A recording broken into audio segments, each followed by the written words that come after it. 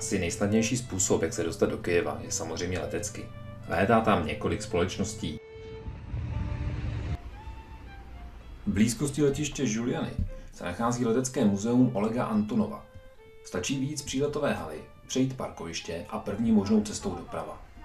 Ujdete asi kilometr, zaplatíte vstup 100 hřiven, což je asi 80 korun, a můžete se celé hodiny kochat legendami sovětského vzdušného prostoru.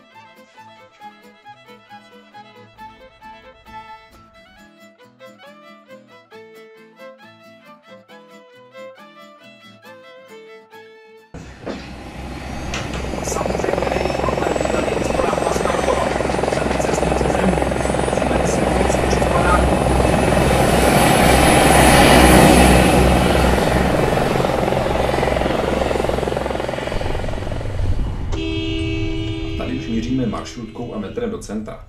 Jedná se o nejlevnější způsob dopravy. V přepočtu stojí jízda kolem 6 korun.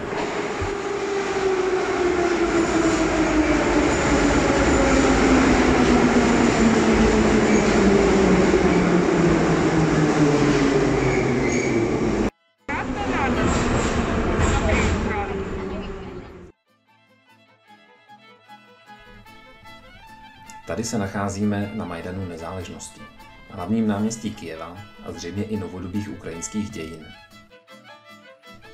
Od listopadu 2013 docházelo na Majdanu k demonstracím za proevropské směřování Ukrajiny. V lednu a únoru následujícího roku však došlo ke krvavým střetům s policejními oddíly.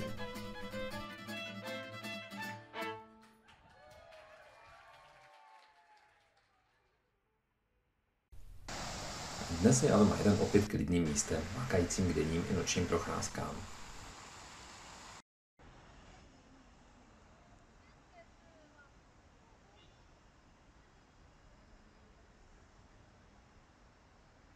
Od Majdanu lze snadno dojít až ke Zlaté bráně. Jedná se o jednu ze 3 brán původního kyjevského opevnění.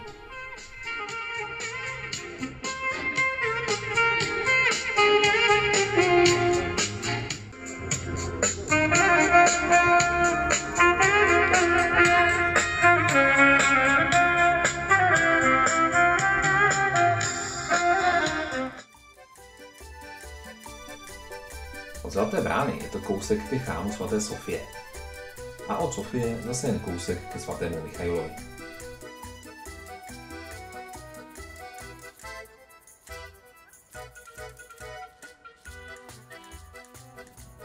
Taky si říkáte, co je na těch psech zvláštního?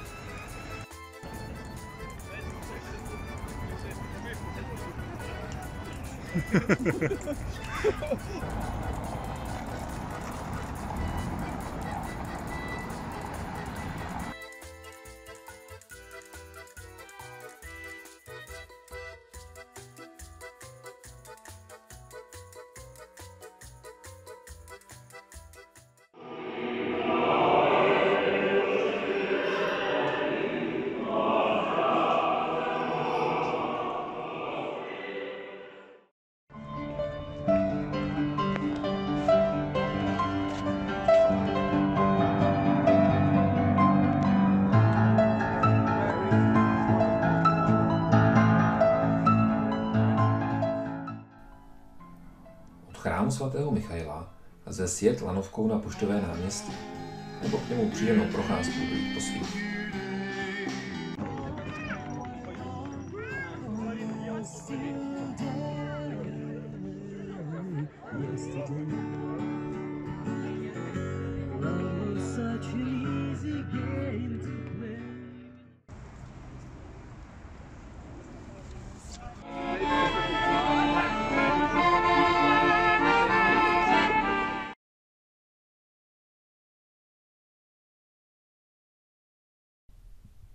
Budete-li chtít ochutnat místní kuchyni za levný peníz, pak síť jídelen Pucata chata je tím pravým místem.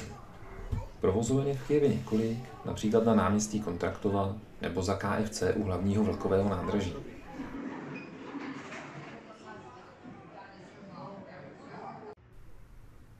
Po dobrém jídle musí přijít dobrá zábava. A za to je nejlepší vyrazit na nábřeží Dněpru. Pokaždé, když se dostanu do Kyjeva, tak zajdu právě sem. Baron v mlze.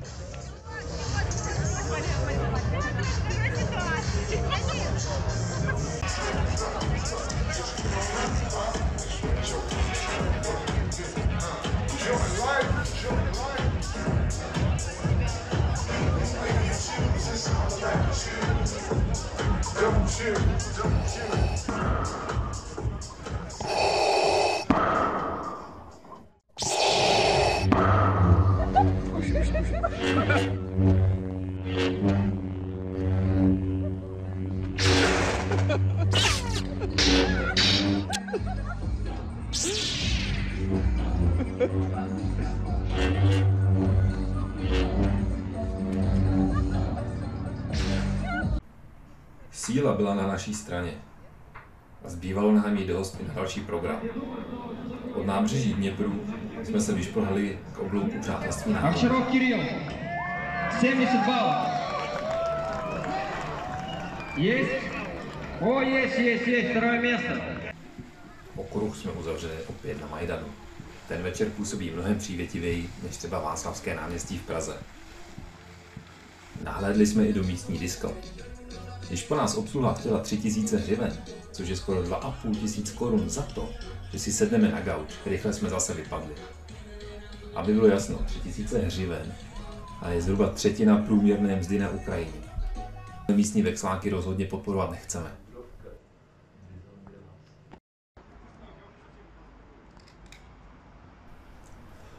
Druhý den ráno jsme v beer marketu doplnili tekutiny. Protože nejsme žádná nekulturní hovada, vyrazili jsme do muzea. Konkrétně do muzea historie toalet. Ale pokud se vám kvůli tomu nechce vážit cestu do Kyjeva, návštěva oddělení sanity v libovolném Baumaxu přinese obdobný zážitek. A tady se nacházíme v nejhlubší stanici metra na světě. Stanice Arzenálna je 105,5 metrů pod zemí. Nejhlubší stanice v Praze, náměstí Míru, je se svými 53 metry poloviční. Ale jenom proto tady nejsme. Od Arzenálné lze snadno dojít k památníku neznámých vojáků a od něj pak ke Kyjevsko-Pečerské lávře.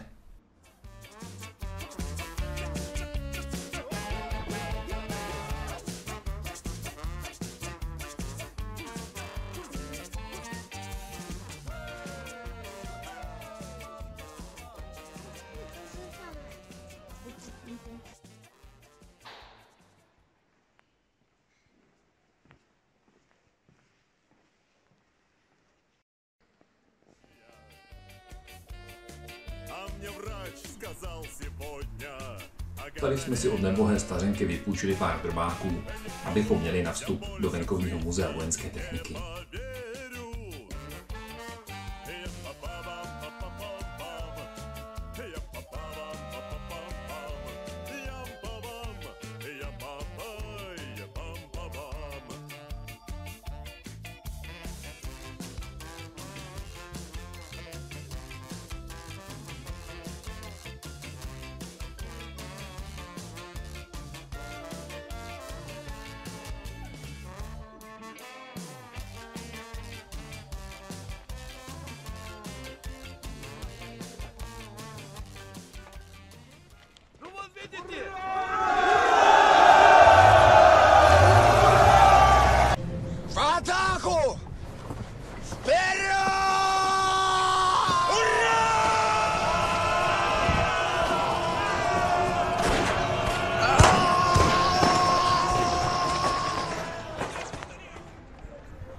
Na konci trasy se před váma vyjeví monumentální rodina Mať.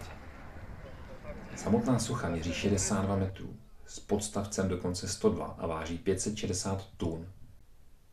Rodina Mať byla dokončena v roce 81, ale dle dřívějších plánů na tomto místě měly stát obří sochy Lenina a Stalina. V podstavci se nachází vojenské muzeum, ale i výtah do vyšších pater sochy.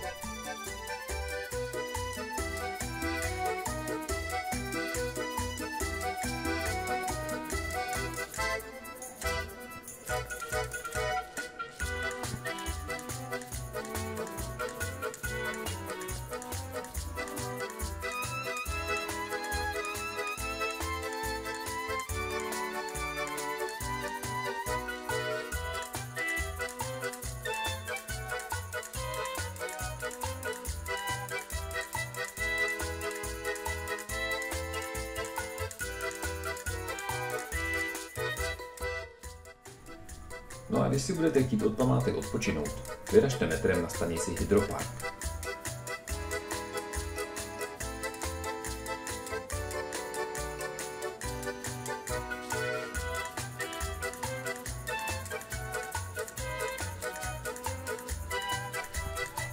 Můžete si tu zahrát basket, volejbal, opalovat se, vykoupat v Dněpru,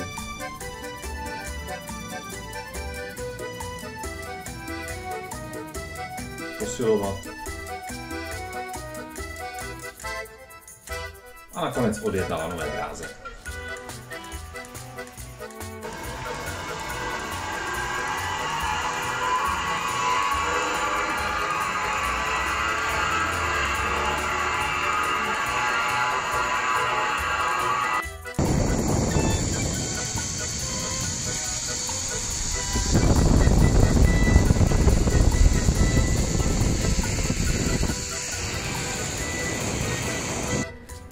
Tady se nacházíme na ulici Chreščatyk. Chreščatyk je hlavní ulice v Kyjevě, která prochází i Majdanem. A budete-li v Kyjevě hledat ubytování, pak právě Chreščatyk je skvělou volbou. Protože vše, co jsme v tomto videu doposud viděli, je z Chreščatyku dostupné pěšky, případně jen pár stanic metrem.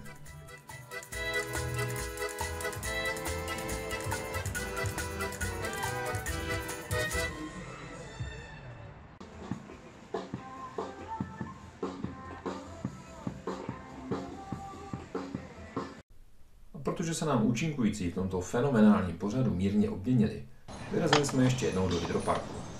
Nahodit sval před dlouhou cestou do Dněpru, což je město dříve známé jako Dněpropetrovsk. O něm, ale i o dalších fascinujících místech Ukrajiny si povíme v příštím díle.